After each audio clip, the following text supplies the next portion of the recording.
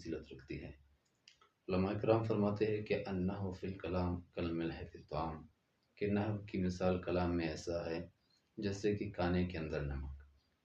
جو طلباء کرام ہے، علماء کرام ہے، ان کو نحو کی اہمیت معلوم ہے۔ تو آئیے ہم شروع کرتے ہیں۔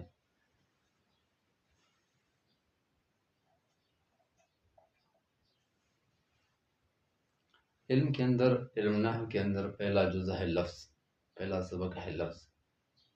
لفظ کے دو قسم ہے،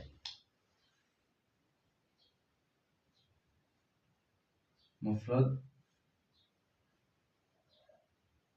مرکب۔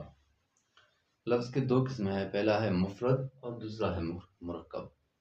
مفرد وہ ہے جو ایک معنی پر دلالت کرے، جس کا ایک معنی ہو، اور مرکب وہ ہے جو دو یا دو سے زیادہ معنی پر دلالت کرے۔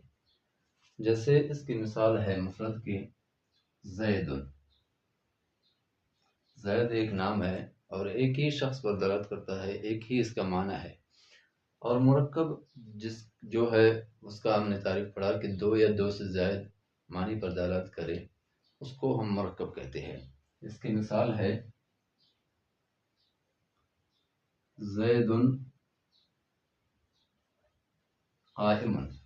زید قائم، زید الگ لفظ ہے، قائم الگ لفظ ہے، تو اس کو ہم کہتے ہیں مرکب۔ اب آپ یہ سمجھے کہ اگر زید الگ ہو اور قائم الگ ہو، ایک جملہ ہو جو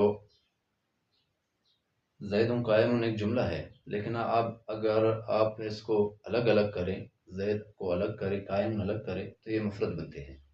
جیسے کہ زید الگ اگر آپ زید کہیں تو یہ مفرد ہوگا، قائم یہ زید کے ساتھ خاص ہے، اسی لیے یہ مرکب ہوگا۔ پھر مفرد کو ہم کلمہ بھی کہتے ہیں۔ کلمہ کے تین قسم ہے، پہلا ہے اسم، دوسرا ہے فعل، تیسرا ہے حرف۔ آپ نے سمجھا کہ لفظ کے دو قسم ہے، مفرد اور مرکب۔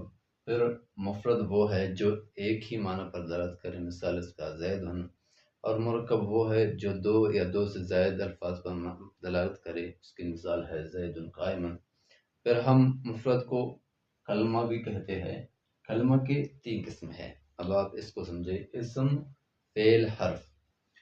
اسم وہ چیز ہے کہ اپنے ذات پر خود دلالت کرے بغیر کسی کلمہ کی، اپنے ذات پر خود دلالت کرے، اور اس کے اندر تینوں زمانوں میں سے ایک زمانہ بھی نہ ہو۔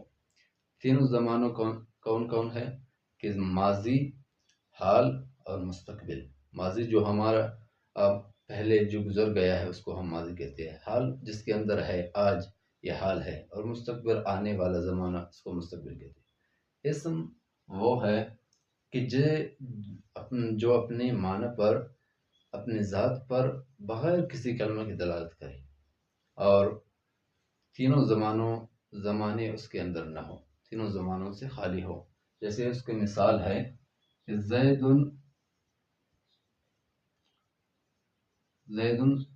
قائم، زید قائم، زید کھڑا ہے، اس کے اندر کوئی ماضی یا حال یا مستقبل کوئی زمانہ نہیں ہے۔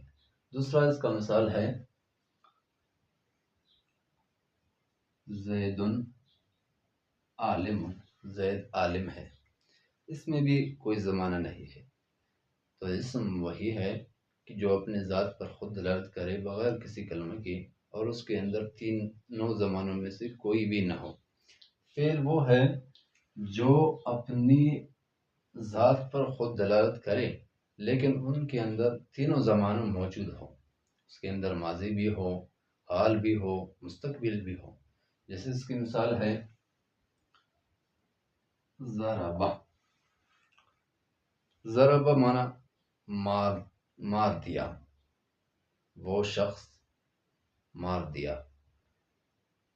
اب اس کے اندر زمانہ ہے کون سا؟ ماضی کا زمانہ ہے، تو اس کو ہم کہتے ہیں فعل، جس کے اندر تینوں زمانہ ہو، ماضی بھی ہو، حال بھی ہو اور مستقبل بھی ہو۔ تیسرا ہے حرف۔ حرف وہ ہے جو اپنی ذات پر دلالت بھی نہ کرے اور تینوں زمانوں اس کے اندر بھی نہ ہو. جیسے اس کے مثال ہے حل. حل اس کے اندر نہ کوئی زمانہ ہے، نہ یہ اپنی معنی پر اپنی ذات پر دلالت کرتا ہے. تو آج کا ہمارا پہلا سبق تھا کہ لفظ کے دو قسم ہے. پہلا ہے مفرد اور مرکب.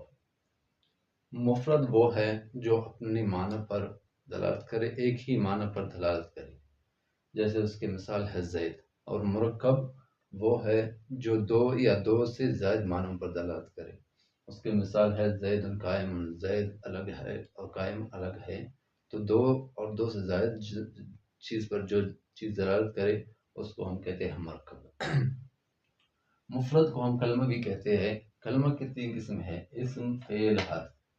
اسم وہ ہے جو اپنی ذات پر دلالت کرے بغیر کسی کلمہ کے اور اس کے اندر تینوں زمانوں میں سے کوئی بھی نہ ہو. اس کی مثال ہے زید قائم، زید عالم، زید کبیر. اسی طرح جس طرح بہت سی مثالیں ہیں اس کی. اور اسی طرح دوسرا ہے فعل. فعل وہ ہے جو اپنی ذات پر تو دلالت کرے لیکن تینوں زمانوں